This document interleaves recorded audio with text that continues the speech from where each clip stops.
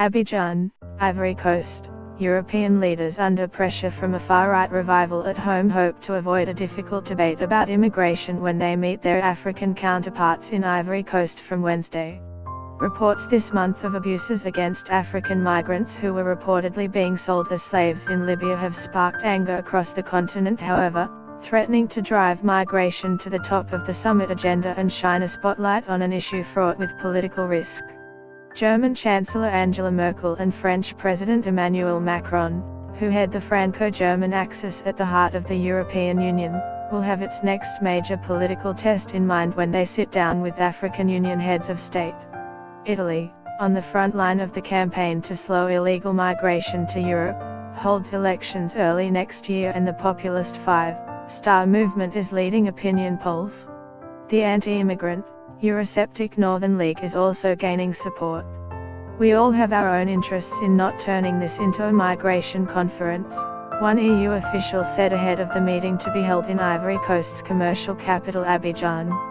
The summit is meant to focus on development, long the cornerstone of EU policy in Africa and tangentially related to migration. The theme of investing in youth, though, is a nod to the rampant unemployment and poverty that drives many young Africans to leave home in search of a better life.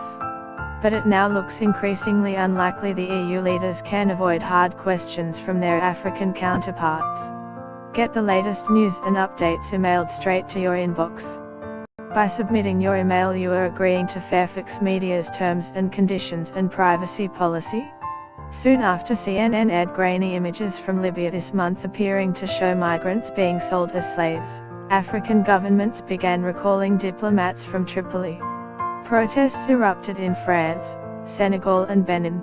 Ivory Coast President Alassane Ouattara called for Libyan slave traders to be prosecuted by the International Criminal Court. Libyan authorities have promised to investigate the slavery allegations. But the European Union too has been the target of anger and frustration. They're the ones who blocked the way and left us in the hands of these Libyans, said Cherifou Sahiedou, sitting at a makeshift tea stand by a muddy, rubbish-strewn track near a mosque in Abidjan's Yopougo neighborhood. Sahiedou and some of the other men around the tea stand said they made it to Libya, but no further. All had heard about the slave markets and all knew someone who had stayed in the water, the local euphemism for death on the migrant trail. Like many African leaders, Ouattara has called for Europe to broaden the legal avenues for migration from the continent using mechanisms such as student and temporary work visas. Europe and Europeans should not be afraid, because Africa and the African youth can bring a lot to Europe, he said in an interview with the France 24 news channel this week. But in the current political climate, any proposal for more Africans to enter Europe is a non-starter for many EU leaders. Merkel herself is the most high-profile victim of an anti-immigration backlash.